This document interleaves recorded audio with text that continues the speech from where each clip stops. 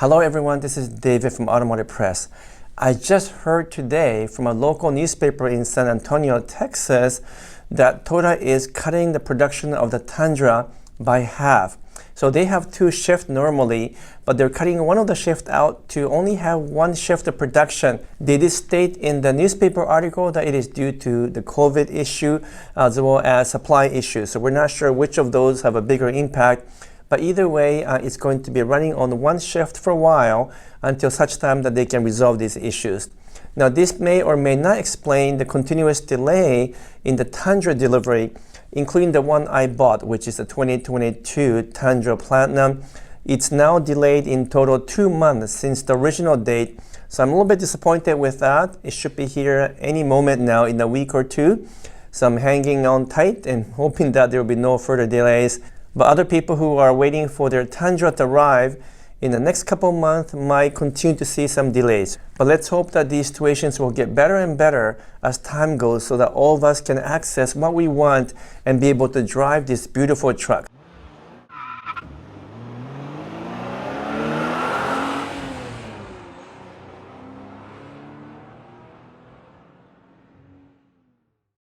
Now moving away from the Tundra news, another very important news was released just a few hours ago because Toyota is now officially the largest car company by volume for calendar year 2021 for sales from January 1st to December 31st, beating Volkswagen again.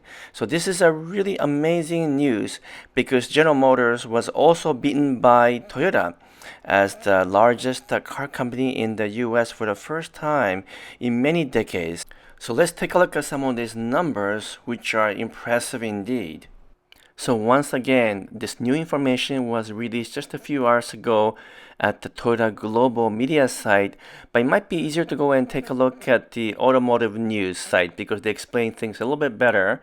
And here they talk about in autonews.com how Toyota has retained its crown as the largest car company in the world. And also the margin between Toyota and second largest one, which is Volkswagen, have gotten bigger for 2021 calendar year. The final numbers presented by Toyota is quite shockingly amazing.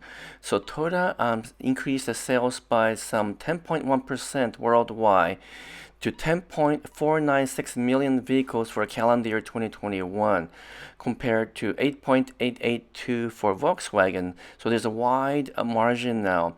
And this is despite all the production issues and supply chain problems they've been facing because up until about November, December, Toyota was doing really well with supply chain issues. And then finally, of course, in December, even Toyota has been affected.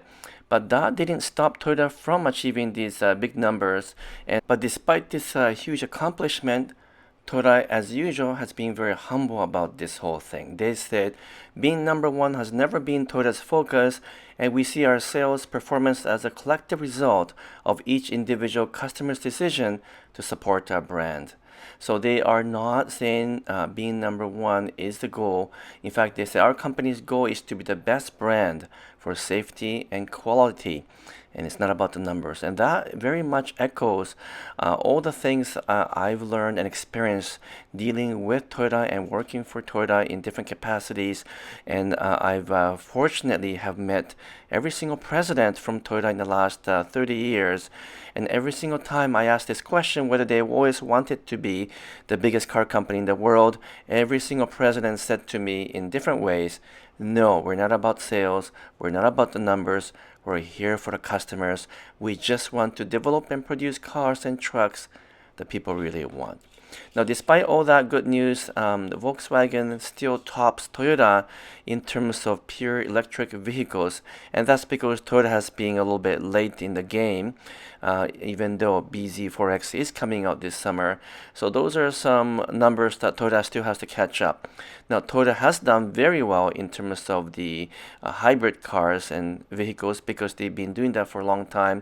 But they have a long way to catch up in terms of pure electric car because Volkswagen definitely lead that segment.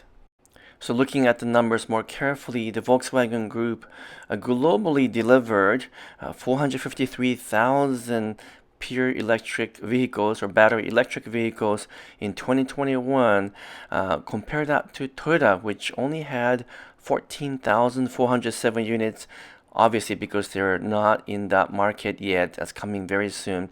On the other hand, in terms of hybrid, Toyota sold a record number in 2021, upwards of 2.621 million units, which includes the hybrids, battery electrics, and hydrogen fuel cell vehicles. Overall, though, Toyota is still expecting to not meet the forecast for the physical year end, which is March 31st. In fact, all Japanese companies' physical year end is March 31st. But anyway, so they're going to not be able to make that because of the increasing challenge with supply chain now. But of course, right up until the end of calendar year 2021, Toyota has done an amazing job. And a lot of that can be credited to the way Toyota plans the future, because they tend to think 30, 40, 50 years down the road, and they work backwards to create a strategy for next 5 to 10 years, whereas many other car companies really only focus on next 2 to 3 years. And that difference of long-term thinking compared to other automakers is what differentiates Toyota. In fact, they even have a methodology and approach that is specifically designed to force you to create a vision for long-term before you do any kind of short-term problem solving.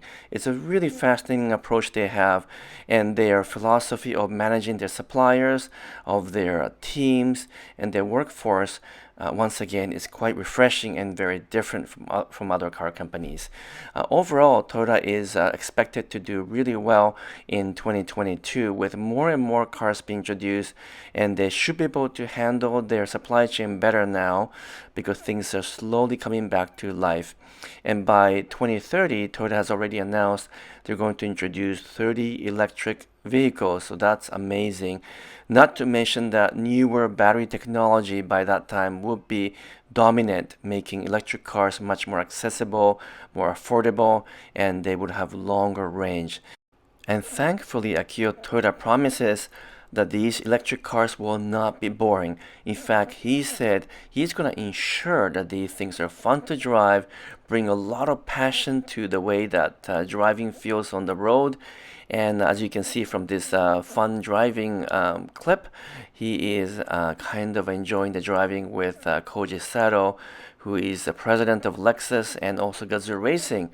And they're saying, hey, you know what? We're going to make sure that the EVs are passionate, and they're going to create excitement for everyone, and that he's going to bring different kind of flavor for future battery electric vehicles. The proof is going to be in the pudding, of course, but Koji Sato says that they're going to focus on how the handling, the braking, the cornering, and acceleration all meet the expectation of him as a Gazoo Racing president, in addition to being the president of Lexus. And it looks like that promise will indeed come true, because as I drive more and more recent cars from Toyota and Lexus, I am noticing their handling and their steering feel are becoming more accurate and more sports car-like or sports sedan-like. And so a lot of things that we can look forward to.